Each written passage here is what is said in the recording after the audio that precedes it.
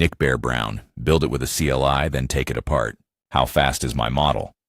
That question has 4 answers, and only their sum ships. Weight load, compute, memory movement, overhead. Each one can dominate, and the one that dominates depends on the model's arithmetic intensity.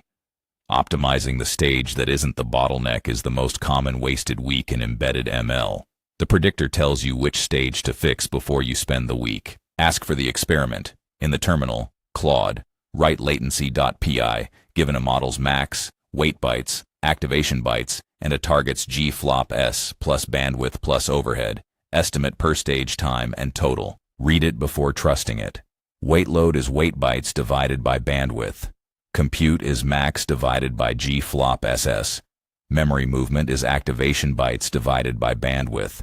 Overhead is a constant. Total is the sum. Which stage dominates depends on arithmetic intensity, max per byte. Memory-bound models spend their time in weight load and memory movement, not in the multiplier. Run it. The 4 pipeline stages fill left to right like a Gantt chart. Weight load, 45 milliseconds, the dominant stage in crimson. This model is memory-bound. Compute, 12 milliseconds. Memory movement, 38 milliseconds. Overhead, 5 milliseconds. Total, 100 milliseconds. Weight load and memory movement together are 83% of the time.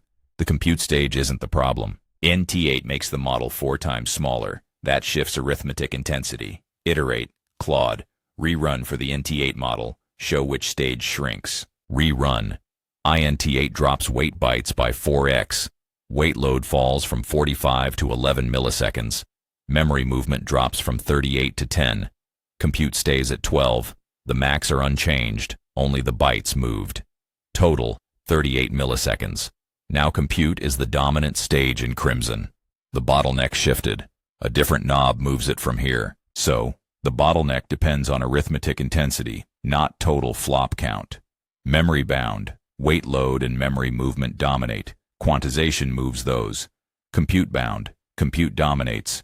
Pruning or a faster chip moves that. Optimizing the stage that isn't the bottleneck is the wasted week. Your move.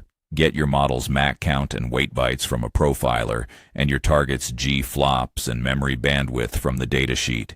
Run the 4-stage decomposition. The dominant stage tells you which lever to pull, not the total latency, not a benchmark, the stage breakdown. Nik Bear Brown. Build it with a CLI, then take it apart. At Nik Bear Brown, nikbearbrown.com.